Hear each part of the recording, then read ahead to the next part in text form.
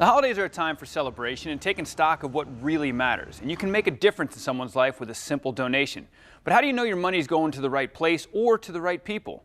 Well, CEO and President of Direct Relief, Thomas Tighe, is here to help us get the biggest bang for our donation bucks. Thomas, I appreciate you joining us on this conversation. Talk about some of the simplest ways people can make a difference this holiday season. Well, I think the most important thing first is to figure out what you yourself care about. There are so many compelling causes, and no one can tell you what you should care about, whether it's art or the environment or animal rescue or children's welfare. I think these are things that are very personal.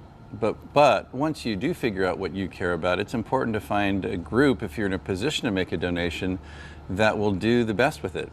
And that's why it's important, I think, for consumers to look at, do their own research, check the reputation, check things like Charity Navigator that rate organizations like Direct Relief on the objective facts independently. So, I think because so many of the charitable activities are compelling and emotion-laden, I think there's a risk of having emotions manipulated. So you want to make sure that after you figure out what you care about, make sure if your gift will go to a place that will use it well. And I think that's increasingly easier to do because of these independent watchdogs and rating agencies that exist.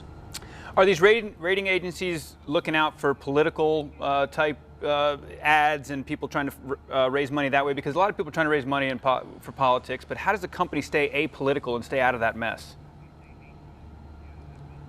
Yeah, charitable organizations actually have to remain non-political. I think so. It's important that they not cross that line. They can lose their tax deductibility status. So I think it's important for charitable organizations as opposed to social welfare organizations that are like political parties. They're nonprofits, but it's not a charity. There's a kind of a fine distinction. So I think charitable organizations should make sure that they're just focused on their work. And there's enough other people talking about politics these days that not every group needs to be involved and shouldn't be. So I think for Direct Relief, for example, that's been around 72 years, I think we just focus on our work, try to make sure that it's the humanitarian health activities that we do.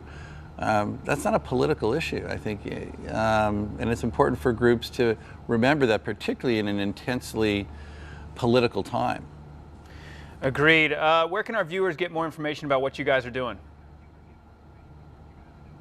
I think directrelief.org is a place where our organization posts all the information, including the work that we do in Florida and have for years. But I think that has our financial information, where we work, what we do, who we work with, and we certainly hope that it has enough information for people to assess us, and if they're in a position to help, great.